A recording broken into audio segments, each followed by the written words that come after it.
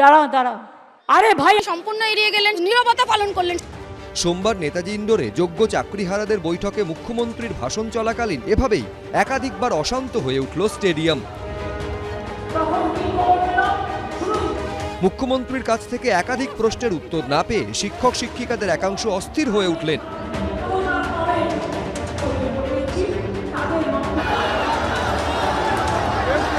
বক্তৃতার মাঝে হস্তক্ষেপ করতে হলো খোদ মমতা বন্দ্যোপাধ্যায়কে। ভাই দাঁড়াও, তুমি কি অযোগ্য লিস্টে আছো? দাঁড়াও, তুমি কি অযোগ্য লিস্টে আছো? সভামঞ্চ থেকে চাকরিহারাদের ভলেন্টারি সার্ভিসের প্রস্তাব দেন মুখ্যমন্ত্রী। তারপরই গ্যালারি থেকে ধেয়ে আসে একের পর এক প্রশ্ন।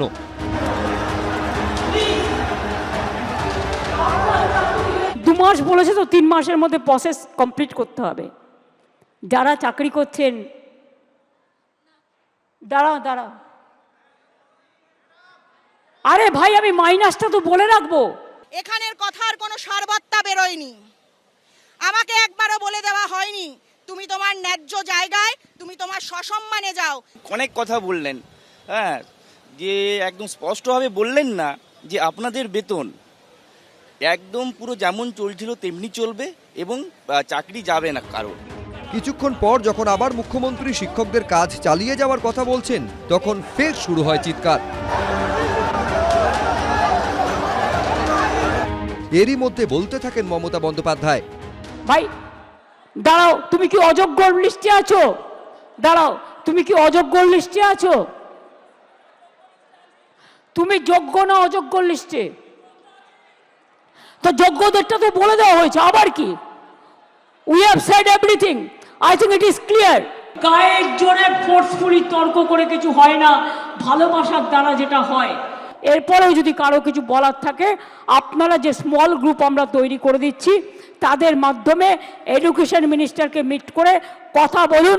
আমি যোগ্যদের চাকরি কাড়ব না।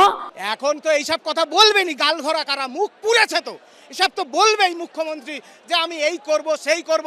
এত বড় দুর্নীতি তিনি বলছেন অন্যদের দায় চাপাচ্ছে। এত দুর্নীতি করেছে মুখ্যমন্ত্রী এবং তার ফুল ক্যাবিনেট, তাদেরকে এই বিচারের আওতায় কেন আনা হচ্ছে না? মুখ্যমন্ত্রী সত্যের সামনে দাঁড়াতে ভয় পান, তাই আমাকে বলতে দেওয়া হয়নি। একবার, দুবার, বারবার ঠিক এভাবেই শিক্ষক শিক্ষিকারা একের পর এক প্রশ্ন ছুড়ে দিতে থাকেন। পাল্টা বলেন মুখ্যমন্ত্রী, যার ইচ্ছে থাকবেন, যার ইচ্ছে শুনবেন, যার ইচ্ছে গ্রহণ করবেন, যার ইচ্ছে বর্জন করবেন। গণতান্ত্রিক অধিকার সবার আছে, কিন্তু মনে রাখবেন মানুষ যখন বিপদে পড়ে তাকে ধৈর্য ধরে শুনতে হয়। সব মিলিয়ে বিতর্ক তুঙ্গে।